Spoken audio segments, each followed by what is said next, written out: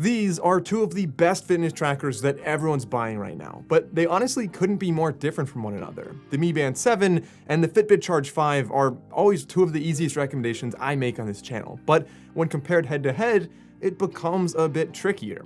The Fitbit is more expensive, but with that, you get substantially more features. So are the features upgrades always worth it? But don't be fooled into thinking the Mi Band is light on features either. In fact, it has several really key features that the Fitbit still lacks for some reason. So in this video, I will test these devices side by side, compare them head to head, and see which is more accurate, which has better features, which has a better design, and overall, which deserves a spot on your list.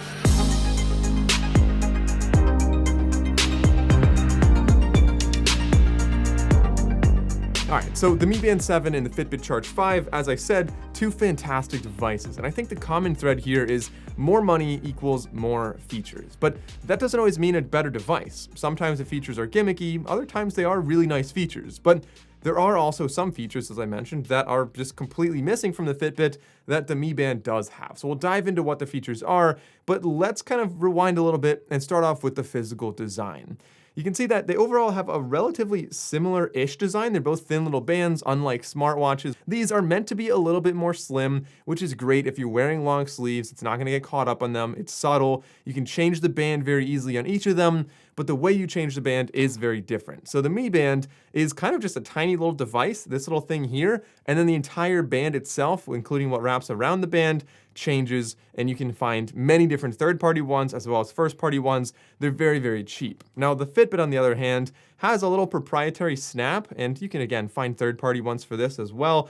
And the device has kind of a little metal rail on either side. The reason you can't actually wrap the whole thing in silicone is because one of the features uses those metal rails. We'll talk about that later on in the video, but that's gonna be really related to your health tracking. You'll notice neither one of them has a button. They both have a similar water resistance. Neither one has a speaker, no microphone. They only have a vibrating haptic motor in there, which is really common for a lot of fitness tracking devices like this. Again, it's gonna help you keep it a small, compact device with a long battery life. That's kind of the whole MO of these anyway. On the back of the devices, they both have charging nodes. The charger snaps on magnetically, very similar there. And of course, they have the array of health sensors, which I will get into testing. But flipping over to the front, of course, the display, especially for such a small device like this, really makes a big difference. And that's something that's really been improving on both of these. But looking at the displays side by side, they're, again, pretty different here as well. They both have an always-on display. Neither one has buttons, as I mentioned, but the Mi Band is a 1.62-inch display, while the Fitbit is just over 1 inch. So substantially larger display on the Mi Band, which I think is a huge benefit over there. They're both color AMOLED displays, so they both get really bright, but the Mi Band gets up to 500 nits, while the Fitbit is just 450. But speaking of brightness, the Fitbit pulls ahead with a very nice feature here, being auto brightness. So you don't have to manually change it to low brightness and high brightness all the time if you're indoors or outdoors. It'll do that automatically. The Mi Band still doesn't have that.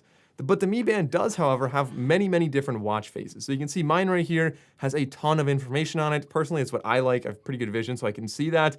But for some people, you might want to just have something simpler there. You might want to have a photo there. There's a lot of different options in the app, and we'll talk about the apps again later on in the video. But let's dive into, as I mentioned, one of the most important differences between these watches being the set of features. Now, starting off with the Fitbit, Fitbit does require you to pay for Fitbit Premium in order to see the entire list of health analytics. Now, if you don't pay for Fitbit Premium, you can still get a lot of great things out of the app, but there are a couple limitations that Fitbit holds back, and they really want you to upgrade to Premium, which is a monthly subscription, which I think, again, ties into the whole theme here of more money equals more features. They have like a 6-month trial, so it's worth it to test it. And then after that, you can make the decision for yourself. But I do think the Fitbit app is a little bit nicer, at least in my opinion. Things are a little bit more organized, easier to find some in-depth analytics. But back to the devices themselves, Fitbit has a smart wake alarm. Now, either one has a haptic motor in there, so you can set an alarm and wake up from the vibration on your wrist, but Fitbit actually uses your sleep cycles and determines the best time to wake you up so you're not groggy, and it'll wake you up upwards of 20 minutes before your alarm, but again, right at the perfect point in your sleep cycle, so you're not groggy, you're not tired when you get up. Fitbit also has several different do not disturb modes, including a sleep mode, an exercise mode, different modes to kind of shut out notifications so you can either focus on exercising or focus on sleeping. Additionally, and this is one of the biggest ones, there's really three massive features that I love about the Fitbit Charge 5 that I would say if these three are important to you, you should without a doubt get this one. One of them is NFC contactless payments. And so I want to be able to run or kayak or do whatever I'm doing without bringing my phone. And the Fitbit really allows you to go without your phone, while the Mi Band doesn't quite do that. So NFC payments are one of the big ones. If you're floating on a tube down the river, just a casual Saturday, you want to be able to get off and buy a Gatorade, buy an ice cream, whatever it is, and contactless payments is the way to do that. Now, the second of those three core features that I said I really like about the Fitbit is, again, related to being without your phone. I think that's so important for a device like this to really have a purpose. And this is GPS. So the Fitbit has GPS, which means, again, if you're floating down a river on a summer afternoon and you want to know, you go 5 miles and your exit's on the right. Like, you want to know when that is, but you maybe don't want to bring your phone with you because you're worried about losing it in the river. That is where this would be perfect. Or maybe just running, biking, any workout, going without your phone is so incredibly convenient. Where the Mi Band requires you to pretty much have your phone for every workout, which granted, it will use the GPS on your phone, so your runs and your bike rides will have an associated map. They're gonna have that in your phone in the app, but that's based on your phone's GPS, and it doesn't work without your phone nearby. The third feature is related to health, and we'll talk about that in a second, but getting into some of the features the Mi Band has that the Fitbit does not. And these are really core ones that, again, I like because they give you smartwatch functionality without actually having a full-blown smartwatch. One of them is the weather. I don't know why there's no weather app on the Fitbit, or at least there isn't right now. Maybe by the time you're watching this, there will be an update and it'll have that. Secondly, you have music controls on here, especially when you're working out. I think this is so essential to control the volume, to control the song, and at least to see what the song is. That's a huge one. And the third one is a remote shutter. Other than that, they really do have a lot of the same features. You guys can check out my full review of either one of these to see exactly what the features are and what the interfaces look like, how they interact with notifications, things like that. But let's get into the fitness and the health tracking. There are 20 different exercise modes on the Fitbit. Personally, that is kind of all that I do. I really only use those 20, but there are 110 different ones on the Mi Band, which can be a big advantage if you do more esoteric or more of a variety of different things, whether that is like kayaking or rock climbing or something, hula hooping, for example. You're more likely to find it on the Mi Band. The Fitbit, of course, as I said, has GPS. It also has active zone minutes and body readiness score, but the Mi Band has PAI. So either way, it's going to be an index essentially showing you how active you're being and just kind of a general index of your health at any given moment. The Fitbit does have, and this is kind of the third of those, remember I said there were three big things the Fitbit has that I think are going to be the big sellers here. The third one is an ECG, also called an EKG, depending on who you are. But essentially, this is going to keep tabs on your heart. So if you're worried about AFib or something like that, the heart tracking capabilities on the Fitbit can really make a big difference. They also have EDA scan, which is related to your stress. So if you want to monitor how stressed you are, it does a 3-minute scan. It can suggest different breathing exercises, and again, keep track of your daily anxiety and your stress and things like that. Fitbit can also track skin temperature. This is not something that you're really seeing a lot of right now. Like I don't really use it, but that's more related to, I guess, your sleep tracking. Again, not something I think there's a lot of potential there, but I don't think they're quite sure how to use that fully yet. They both have VO2 max, or at least the equivalent of that. Like Fitbit has kind of a heart thing, whereas the Mi Band literally has VO2 max in the app.